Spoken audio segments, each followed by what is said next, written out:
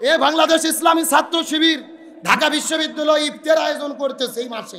প্রতিদিন তারা ইফতার করা 3 লক্ষ টাকা খরচ করে। কয় লক্ষ?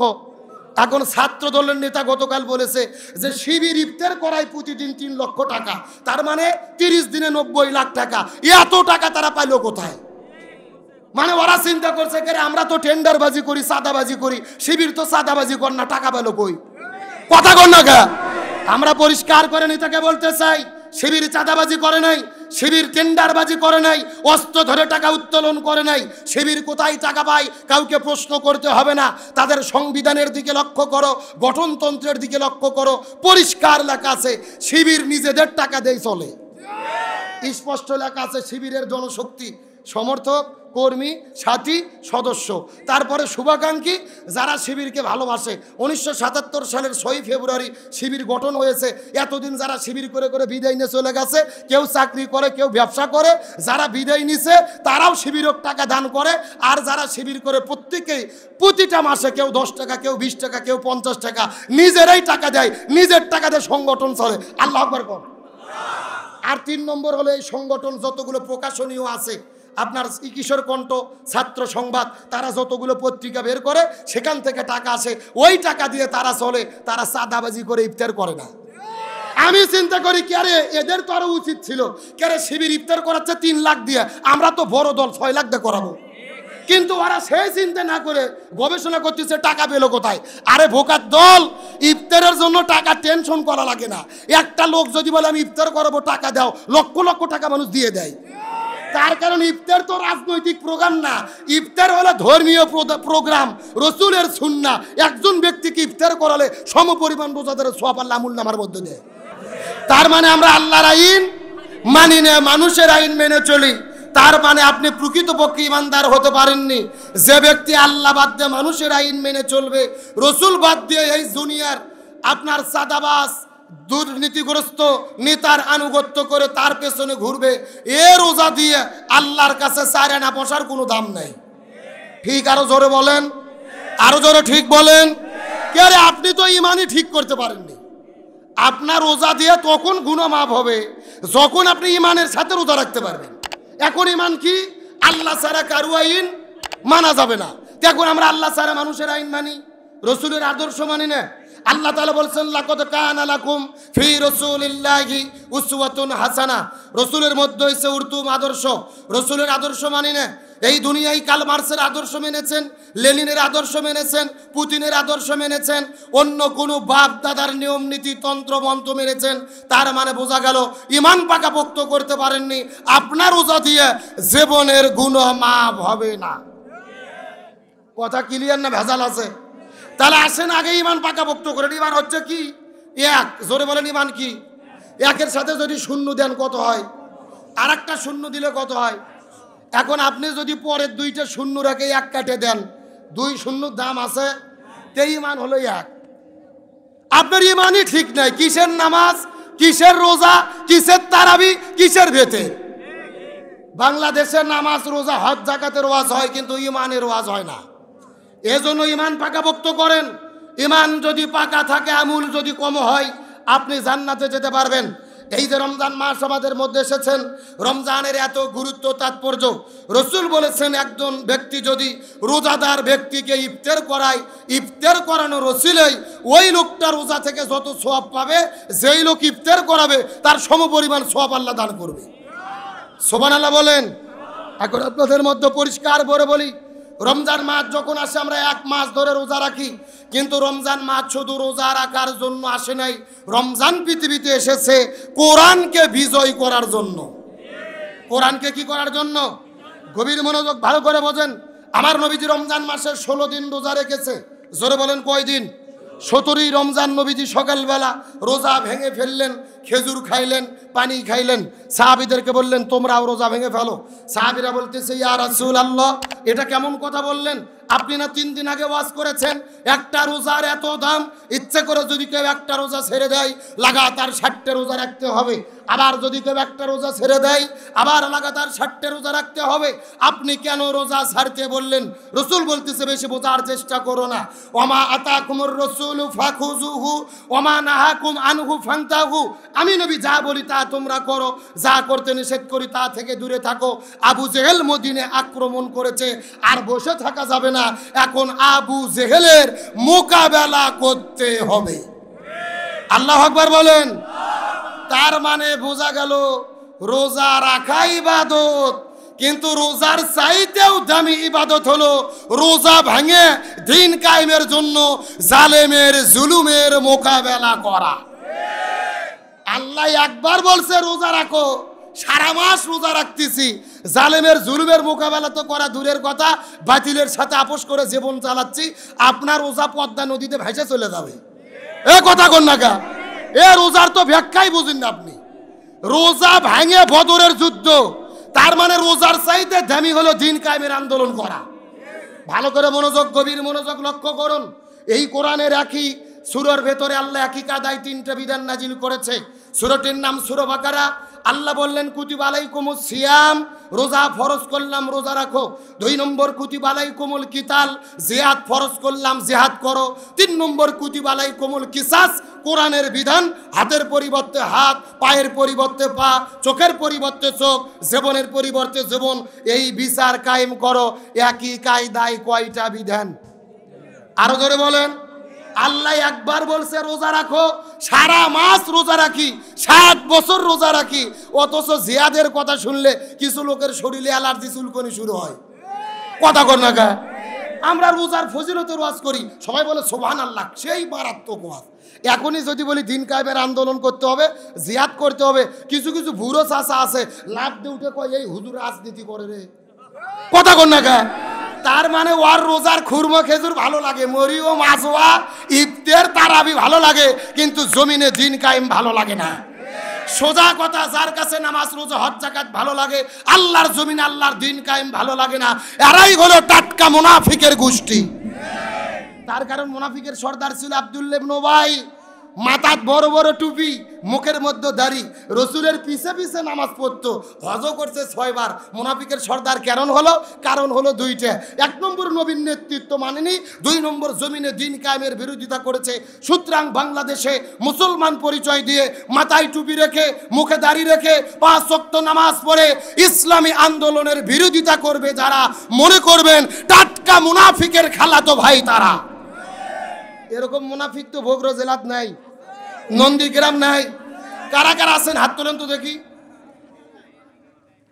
এক চাচা বোঝে নাই, আমার দিকে লক্ষ্য করেন, গভীর মনোযোগ। তার মানে আমি আপনাদেরকে বুঝাইতে চাচ্ছি রোজার চাইতে দামি ইবাদত কি? দিন কায়েমের আন্দোলন। জোরে বলেন, রোজার চাইতে দামি ইবাদতের নাম কি? রোজার চাইতে দামি ইবাদতের নাম কি? আপনাদের কি কষ্ট হচ্ছে? রোজাদার ভাইরা গভীর মনোযোগ লক্ষ্য করুন, সময় কম।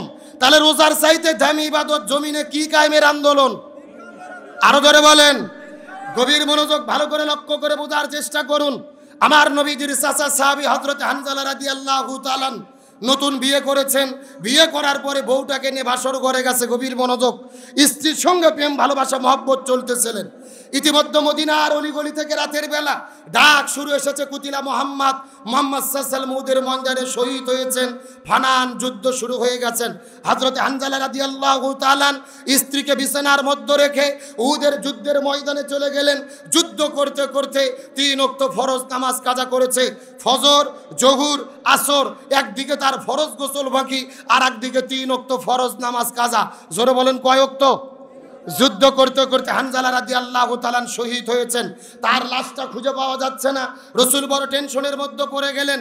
কিছুক্ষণ পরে আমার নবীজি সিজদায় চলে গেলেন, কান্না করে করে আল্লাহর কাছে দোয়া করে, আল্লাহ হানজালার সন্ধান দিয়ে দিন। কিছুক্ষণ পরে আল্লাহর পক্ষ থেকে জিবরাইল আসার পরে বলে, ইয়া রাসূলুল্লাহ, আপনি টেনশন করবেন না, আপনার সাহাবী হানজালা ফরজ গোসল বাদ দিয়ে 3 ওয়াক্ত ফরজ নামাজ কাজা করে উহুদের ময়দানে যুদ্ধ করতে এসেছে, জিহাদের ময়দানে শহীদ হয়েছে। আল্লাহ এত বেশি রাজি খুশি হয়েছে, আসমান থেকে ফেরেশতা পাঠায়া তার জন্য গোসলের ব্যবস্থা করে দিয়েছে। আল্লাহু আকবার বলেন। এ নন্দীগ্রামের মুসলমান গভীর মনোযোগ, একদিকে ফরজ গোসল বাকি, আর একদিকে 3 ওয়াক্ত ফরজ নামাজ কাজা।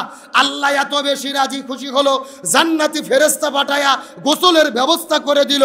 তার মানে বোঝা গেল আল্লাহর কাছে ফরজ নামাজের চেয়ে, ফরজ গোসলের চেয়ে সবচাইতে দামি হলো এই জমিনের ভেতরে কোরআন বিজয়ের আন্দোলন করা। এই জন্য আল্লাহর কোরআন বলেছেন, ওমা ওয়াসাইনা বিহি ইব্রাহিমা ওয়া মুসা ওয়া ঈসা আন আকিমুদ্দিন ওয়ালা তাতাফাররাকু ফি। হে বগুড়ার মুসলমান, গভীর মনোযোগ। আল্লাহর যুগান্তরকারী ঘোষণা, এই পৃথিবীতে আমি যত নবী রাসূল প্রেরণ করেছি, হযরতে মুসা, ঈসা, ইব্রাহিম আলাইহিস সালাম সহ যত নবী রাসূল প্রেরণ করেছি, সব নবী রাসূলের দায়িত্ব ছিল তারা যেন জমিনে দ্বীন কায়েম করে। আন আকিমুদ্দিন, তোমরাও যদি মুসলমান হও এই জমিনে দ্বীন কায়েমের আন্দোলন করো। ওয়ালা তাতাফাররাকু ফি, এই ব্যাপারে কোনো মত পার্থক্য করা যাবে না। চিৎকার করে বলেন হুকুম কার? গভীর মনোযোগ, শেষ কথা ভালো করে মাথার মধ্যে ঢোকান। আল্লাহ তাআলা কোরআনের ৮২ জায়গার মধ্যে বলেছেন আকিমুস সালাহ ওয়া আতুজ যাকাত, নামাজ কায়েম করো, যাকাত প্রদান করো। তবে নামাজের ব্যাপারে ওয়ালা তাতাফাররাকু ফি, তোমরা দলাদলি করো না, এমন কথা আল্লাহ কোরআনে বলেনি। আল্লাহর কোরআন বলেছেন ওয়ালিল্লাহি আলান নাসি হিজ্জুল বাইত, যদি তোমাদের সামর্থ্য থাকে হজ করো। তারপরে আতিমুল হজ ওয়াল উমরা, হজ করো, উমরা করো। তবে হজ উমরার ব্যাপারে ওয়ালা তাতাফাররাকু ফি, তোমরা দলাদলি করো না, এমন কথা আল্লাহ কোরআনের মধ্যে বলেনি। আল্লাহর কোরআন বললেন কুতিবা আলাইকুমুস সিয়াম, রমজান মাসে রোজা ফরজ করলাম, রোজা রাখো। তবে রোজা রাখার ব্যাপারে ওয়ালা তাতাফাররাকু ফি, তোমরা দলাদলি করো না, এমন কথা আল্লাহ কোরআনে বলেনি। আল্লাহর কোরআন বলেছেন ফাজকুরুনি আযকুরুকুম, তোমরা আমার জিকির করো, আমিও তোমাদের জিকির করব। তবে জিকিরের ব্যাপারে ওয়ালা তাতাফাররাকু ফি, তোমরা দলাদলি করো না, এমন কথা আল্লাহ কোরআনে বলেনি। কিন্তু আল্লাহর কোরআন বললেন আনাকিমুদ্দিন, তোমরা দ্বীন কায়েম করো। ওয়ালা তাতাফাররাকু ফি, এই ব্যাপারে কোনো মত পার্থক্য করো না। তার মানে আল্লাহ খুব ভালো করে জানে নামাজ, রোজা, হজ, যাকাত, জিকির, তাসবিহ, কোনো ইবাদত নিয়ে জমিনে দলাদলি হবে না। যত দলাদলি হবে এই জমিনে কোরআন বিজয়ের আন্দোলন নিয়ে। আল্লাহর বক্তব্য কি মেলে? যখন মেলে, আপনাদের এই নন্দীগ্রামের ৮০ বছরের বুড়ো চাচা যখন কয় বছর সামনের কাতারে নামাজ পড়ে, মাথার কপালত দাগ পড়ে গেছে, মাথার টুপি মুখোশধারী, হজ করছে 6 বার। এইরকম একটা হুজুর ওই চাচাক যে বলতেছে, চাচা বাংলাদেশ কোরআন দিয়ে চালাতে হবে, কোরআন বাংলাদেশে বিজয় করতে হবে। ওই চাচা নামাজ পড়তে পড়তে লাভ দিয়ে উঠে বলতেছে, এই হুজুর রাজনীতি করে রে, কথা কোন? তার মানে ওর কাছে নামাজ, রোজা, হজ, যাকাত ভালো লাগে, কিন্তু আল্লাহর জমিনে আল্লাহর দ্বীন কায়েম ভালো লাগে না। যার কাছে নামাজ, রোজা, হজ, যাকাত ভালো লাগে, জমিনে দ্বীন কায়েম ভালো লাগে না, এরাই হলো মুনাফিকের খালাতো ভাই। এদের ভালো কাজ কখনো সহ্য। এ বাংলাদেশ ইসলামী ছাত্র শিবির ঢাকা বিশ্ববিদ্যালয় ইফতার আয়োজন করতেছে এই মাসে। প্রতিদিন তারা ইফতার করা 3 লক্ষ টাকা খরচ করে। কয় লক্ষ? এখন ছাত্র দলের নেতা গতকাল বলেছে যে শিবির ইফতার করায় প্রতিদিন 3 লক্ষ টাকা, তার মানে 30 দিনে 90 লাখ টাকা। এত টাকা তারা পাইলো কোথায়? মানে ওরা চিন্তা করছে কে, আমরা তো টেন্ডারবাজি করি, চাঁদাবাজি করি, শিবির তো চাঁদাবাজি কর না, টাকা পেলো কই? কথা কর না কে? আমরা পরিষ্কার করে নেতাকে বলতে চাই, শিবির চাঁদাবাজি করে নাই, শিবির টেন্ডারবাজি করে নাই, অস্ত্র ধরে টাকা উত্তোলন করে নাই। শিবির কোথায় টাকা পায় কাউকে প্রশ্ন করতে হবে না। তাদের সংবিধানের দিকে লক্ষ্য করো, গঠনতন্ত্রের দিকে লক্ষ্য করো, পরিষ্কার লেখা আছে শিবির নিজেদের টাকা দেয় চলে। স্পষ্ট লেখা আছে শিবিরের জনশক্তি, সমর্থক, কর্মী, সাথী, সদস্য, তারপরে শুভাকাঙ্ক্ষী যারা শিবিরকে ভালোবাসে। 1977 সালের 6 ফেব্রুয়ারি শিবির গঠন হয়েছে। এতদিন যারা শিবির করে করে বিদায় নিয়ে চলে গেছে, কেউ চাকরি করে, কেউ ব্যবসা করে, যারা বিদায় নিছে তারাও শিবিরক টাকা দান করে। আর যারা শিবির করে প্রত্যেকেই প্রতিটা মাসে কেউ 10 টাকা, কেউ 20 টাকা, কেউ 50 টাকা নিজেরাই টাকা দেয়, নিজের টাকা দিয়ে সংগঠন চলে। আল্লাহু আকবার কর। আর 3 নম্বর হলো এই সংগঠন যতগুলো প্রকাশনীয় আছে, আপনার কিশোর কণ্ঠ, ছাত্র সংবাদ, তারা যতগুলো পত্রিকা বের করে সেখান থেকে টাকা আসে, ওই টাকা দিয়ে তারা চলে। তারা চাঁদাবাজি করে ইফতার করে না। আমি চিন্তা করি কে রে, এদের তো আরো উচিত ছিল, কে রে শিবির ইফতার করাচ্ছে 3 লাখ দিয়ে, আমরা তো বড় দল 6 লাখ দিয়ে করাবো। কিন্তু ওরা সেই চিন্তা না করে গবেষণা করতেছে টাকা পেলো কোথায়। আরে ভোকার দল, ইফতারের জন্য টাকা টেনশন করা লাগে না। একটা লোক যদি বলে আমি ইফতার করাবো টাকা দাও, লক্ষ লক্ষ টাকা মানুষ দিয়ে দেয়। তার কারণ ইফতার তো রাজনৈতিক প্রোগ্রাম না, ইফতার হলো ধর্মীয় প্রোগ্রাম, রসুলের সুন্নাহ। একজন ব্যক্তিকে ইফতার করালে সমপরিমাণ রোজাদারের সওয়াব আল্লাহ আমল নামার মধ্যে দেয়।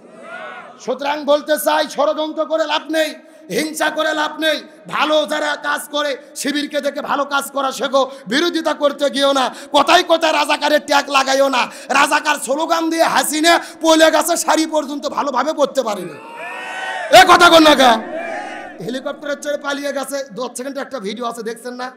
ওই ভিডিও দেখে মনে হচ্ছে উনি 16 বছরের প্রধানমন্ত্রী হাসিনে না, আপনাদের নন্দীগ্রামের কাজের মেয়ে সকিনে। কথা কর না গা, আর শাড়ির কুচিও ঠিক নাই, আসুলও ঠিক নাই। তার মানে বোঝা যায় পালানোর আগে মনোযোগ দিয়ে শাড়িটাও পরতে পারেনি। গণভবনে 14 প্রকারের তরকারি রান্না করছে, গোস্ত, ইলিশ মাছ ভুনো রেডি। আল্লাহর কি কাম, আল্লাহ খাবার পর্যন্ত টাইম দেয়নি। এ ধরে বলেন এগুলো কার খেলা? আল্লাহ তাআলা বলছেন আমাকারু আমাকারুল্লাহ আল্লাহু খায়রুল মাকিরিন। তারাও ষড়যন্ত্র করে, আল্লাহ কৌশল অবলম্বন করে। কার কৌশল বিজয়ী হয়? সুতরাং ইসলামী আন্দোলনের বিরোধিতা করে একদল কোনো মতো হেলিকপ্টার চড়ে পালিয়ে গেছে। আবার নতুন করে যারা ইসলামের বিরুদ্ধে দাঁড়াবে আর হেলিকপ্টারে চড়ারও সময় পাবে না। আবার বলতেছি আমরা সীমান্তের কাছে আছি, যে কোনো সময় শর্ট করে ঢুকে পড়তে পারি। গতকালকে দেখলাম এরা তো হয়েছে আবার গুজব লিগ, যেরকম কি লিগ। গতকালকে ঢাকায় তারা রাজপথে নেমেছিল হিজবুত তাহরির নাম দিয়ে, নিষিদ্ধ সংগঠন হিজবুত তাহরির। হঠাৎ করে বাইতুল মুকাররমের উত্তর পাশে হাজার হাজার লোক নিয়ে মাঠে নেমেছে। প্রশাসন গ্রেফতার করে দেখতেছে অধিকাংশ আওয়ামী লীগের লোক, অধিকাংশ ছাত্রলীগের লোক। কথা কন না গা, এরা এখন মুখোশ ধারিয়ে নিজেদের দলের পরিচয় বাদ দিয়ে অন্য দলের মধ্যে ঢুকে বিশৃঙ্খলা করতে যাচ্ছে। কারণ জানেন, এই মাসের 13 তারিখে জাতিসংঘের মহাসচিব বাংলাদেশে আগমন করবেন। ডক্টর ইউনূসের আমন্ত্রণে দেশে আসতেছে। ওরা চিন্তা করেছে এই সময় একটা বিশৃঙ্খলা করে দেশের মধ্যে একটা ভেজাল সৃষ্টি করে তারা ঘোলা পরিবেশ তৈরি করতে চায়। কিন্তু বাংলাদেশের মানুষ সজাগ আছে। তোমরা শ্রমিক লীগ সাজো, হিজরা লীগ সাজো, আনসার লীগ সাজো, এই বাংলার জমিনে স্বৈরাচারের জায়গার হতে পারে না। সুতরাং কোন ষড়যন্ত্র এই বাংলাদেশ আর হতে দেওয়া হবে। তাহলে চিৎকার করে বলেন, রোজার চাইতে দামি ইবাদত কি বিজয়ের আন্দোলন করা? আরো জোরে বলেন, কি বিজয়ের আন্দোলন করা? আসেন, সময় কম, আসরের আজান দেবে, শেষ কথা বলি। এই যে রমজান মাসের এত গুরুত্ব, এত ফজিলত, এত তাৎপর্য, কারণ কি? আল্লাহর কোরআন বলেছেন শাহরু রমাদান আল্লাযী উনজিলা ফীহিল কোরআন হুদাল লিন-নাস ওয়া বাইয়িনাতিম মিনাল হুদা ওয়াল ফুরকান। রমজান মাসের সম্মান হতো না যদি না এই মাসে কোরআন নাজিল করা না হতো। সুবহানাল্লাহ বলেন। তাহলে বোঝা গেল রমজানের রোজার গুরুত্ব কিসের কারণে? আরো জোরে বলেন, কিসের কারণে? এখন বলেন তো, পৃথিবীর মধ্যে সর্বশ্রেষ্ঠ রসুলের নাম কি? মুহাম্মদ রাসূলুল্লাহ সাল্লাল্লাহু। এখন বলেন তো, আমাদের নবী কেন শ্রেষ্ঠ নবী হলো? ইন্না আনজালনাহু ফি লাইলাতিল কদর। তার কারণ আমার রাসূলের উপরে আল্লাহ কোরআন নাযিল করেছেন, ইন্না আনজালনা ইলাইকাল কিতাব বিল হাক্কি লিতাহকুমা বাইনান নাস। হে রাসূল, আপনার প্রতি কোরআন নাযিল করেছি, কোরআন দিয়ে বিচার ফায়সালা করবেন। তার মানে আমাদের নবী শ্রেষ্ঠ নবী হতো না যদি না নবীর উপরে কোরআন নাযিল না হতো।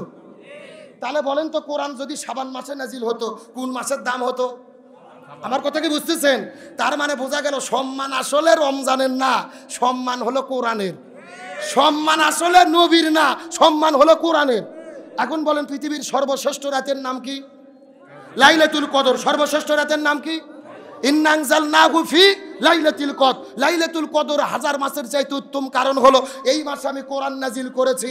তার মানে বোঝা গেল রমজানের গুরুত্ব কোরআনের কারণে, লাইলাতুল কদরের সম্মান কোরআনের কারণে, নবীর সম্মান কোরআনের কারণে। কোরআন যদি না থাকে, এই কোরআনকে যদি সম্মান না করি, রোজার সম্মান করে চায় না বসার কোনো লাভ নেই। এখন আপনাদের মনের মধ্যে প্রশ্ন, আপনাদের প্রশ্ন করি, আপনাদের এই যে নন্দীগ্রাম, এই গ্রামের নাম কি? তেঘর। আচ্ছা, তেঘর গ্রামের আপনার 300 জন মানুষ বিয়ের বাড়িতে গেছেন, বিয়ে খাইতে। বর কয়টা? কথা কোন, বর কয়টা? এখন একটা বরের সাথে বিয়ে খাইতে গেছেন, বিয়ের বাড়ি যাওয়ার পরে বড় কাচ্চা মতো দড়ি দিয়ে বান্ধিছে, আপনাদেরকে বলতেছে মুরগি রোস্ট, গোস্ত ভুনো, বিরিয়ানি রেডি, আপনারা খান। খাবেন? আপনাদের সম্মানিত করলে কি সম্মান নেবেন? তার কারণ আপনারা 300 জন সম্মান কার কারণে? বরের কারণে।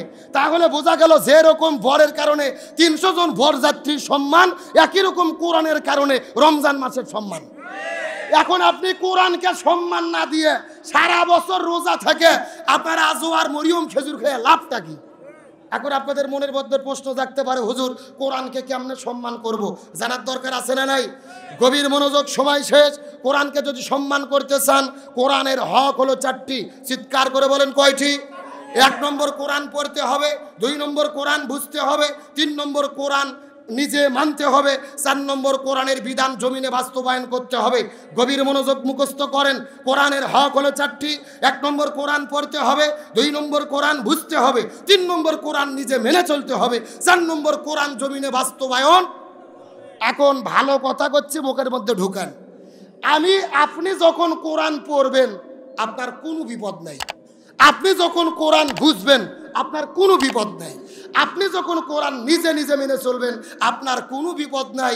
যখনই বলবেন বাংলাদেশে কোরআন কায়েম করতে চাই, আল কোরআনের আইন চাই, সৎ লোকের শাসন চাই, তখনই আপনার 14 শিখে জেলের মধ্যে ঢোকা লাগবে। আরো ধরে বলেন।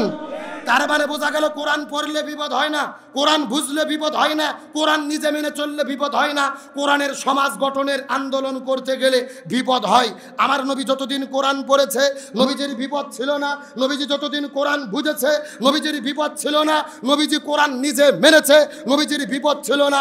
যখনই নবীজি বলেছে কোরআন দিয়ে রাষ্ট্র পরিচালনা করতে চাই, তখনই নবীজিকে মক্কা থেকে মদিনায় হিজরত করতে হয়েছে, 3.5 বছর জেলে বন্দি থাকতে হয়েছে, নবীজিকে শিবা আবু তালিবে যেতে হয়েছে, উহুদের ময়দানে দন্দন মুবারক শহীদ করতে হয়েছে।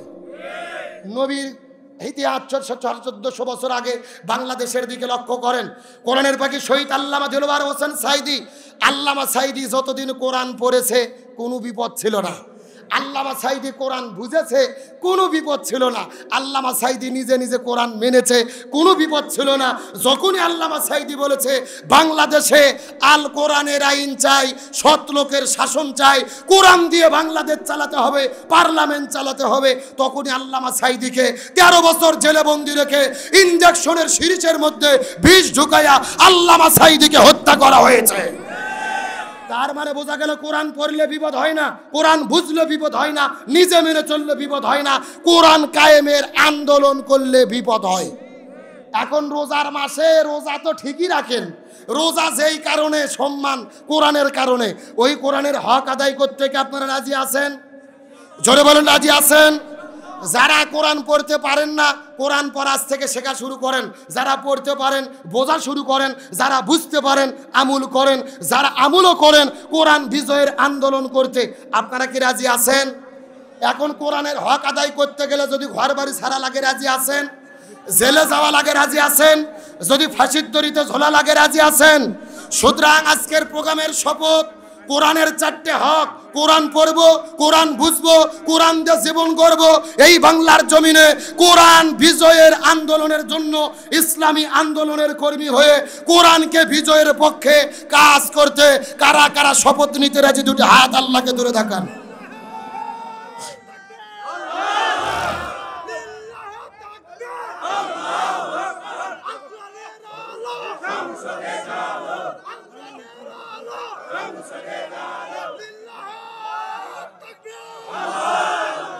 বগুড়ার মুসলমান গভীর মনোযোগ, শেষ কথা, টাইম শেষ। তাহলে আমরা কোরআন বিজয়ের পক্ষে আসি তো? আগামী নির্বাচন পর্যন্ত কি আজকের ওয়াজ মন থাকবে? কথা কয় না। এখন আবার অনেকের মনে কষ্ট, হুজুর আপনি ওয়াজ শেষ করলেন, আমার ভোটের কথা বলতেছেন কেন? আমাদের বাড়িতে যেই কোরআন আছে ওই কোরআনের সূরা নিসার 85 নম্বর আয়াতে ভোটের কথা আছে। আপনাদের নন্দীগ্রামের কোরআনে নাও থাকতে পারে। কি মনে হয় আছে? আচ্ছা কি আছে আমি কি বলবো? হ্যাঁ, শেষ কথা ভালো করে শোনেন। আল্লাহর কোরআন বলছেন মাইয়াশফা শাফাআতান হাসানাতান ইয়াকুল্লাহু নাসিবুম মিনহা। আপনি যেই লোককে ভোট দেবেন, এই লোক ভোট পেয়ে ক্ষমতায় যাওয়ার পরে যদি ভালো ভালো কাজ করে, মসজিদ করে, মাদ্রাসা করে, রাস্তা করে, জনগণের কল্যাণে কাজ করে, ওই লোক ভালো কাজ করে যত সওয়াব পাবে, আপনি ওই লোককে ভোট দেওয়ার কারণে সমপরিমাণ সওয়াব আল্লাহ আমুলনামার মধ্যে লিখে দেবে। সুবহানাল্লাহ কোন? হ্যাঁ, এখন পরের অংশ শোনেন। আল্লাহ বলতেছে ক্ষমতা যাওয়ার পরে কোনো লোক যদি জনগণের উপরে জুলুম করে, চাল ডাল গম চুরি করে খায়, সিএনজি স্ট্যান্ড দখল করে, বাস স্ট্যান্ড দখল করে, আলেমদের জেলেবন্দি করে, আলেমদের হত্যা করে, ওই লোক অন্যায় অপকর্ম করে চুরি করে যত গুনাহ, আপনি ওই লোক ভোট দেওয়ার কারণে সমপরিমাণ গুনাহ আল্লাহ আপনার আমুলনামার মধ্যে বিকাশ করে ঢুকাইয়া দেবে। কথা কি বোঝা যায়? তার মানে বোঝা গেল একটা ভোটের কারণে জান্নাত হতে পারে, আবার একটা ভোটের কারণে জাহান্নামও হতে। আমাদের দেশে একটা কথা আছে, আমার ভোট আমি দেবো যাকে খুশি। এটা সম্পূর্ণ কোরআন বিরোধী বক্তব্য। যেরকম কি বিরোধী বক্তব্য? আমার ভোট আমি দেব, যাকে খুশি তাকে দেব না। আমার ভোট আমি দেব দেখে শুনে সৎ, যোগ্য, ইনসাফপূর্ণ, ন্যায়পরায়ণ এমন ব্যক্তিকে দেব যাকে ভোট দিলে দেশের কল্যাণ হবে, যাকে ভোট দিলে কোরআন পার্লামেন্টে যাবে। সুতরাং আজকের আলোচনার সর্বশেষ ঘোষণা, স্বাধীনতার 54 বছর পার হয়ে গেছে, একদল ক্ষমতায় এসেছে আর এক দল ক্ষমতা থেকে চলে গেছে, আমরা শান্তি পাইনি। সুতরাং আজকের আলোচনার ঘোষণা, এই বাংলাদেশে সব দল দেখা শেষ, আগামীতে আলেমদের নেতৃত্বে কোরআনের বাংলাদেশ। কারা কারা আগে কোরআনের বাংলাদেশ দেখতে চান? দুটি হাত আল্লাহকে তুলে দেখান।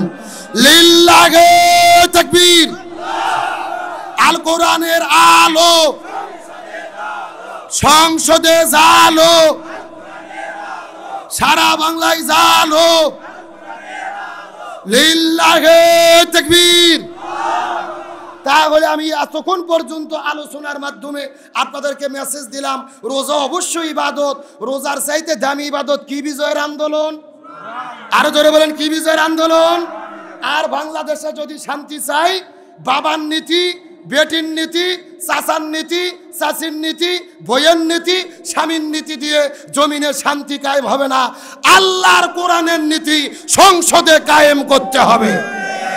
তাই আসুন আমরা বাংলাদেশে মুসলমান হিসেবে কোরআনের নীতি বাস্তবায়নের পক্ষে কাজ করি। আল্লাহ আমাদের তৌফিক দান করুক, আমিন কর। যতটুকু কথা বলেছি সংক্ষিপ্ত সময়, আল্লাহ কবুল করুক। আমি দোয়া চেয়ে বিদায় নিচ্ছি।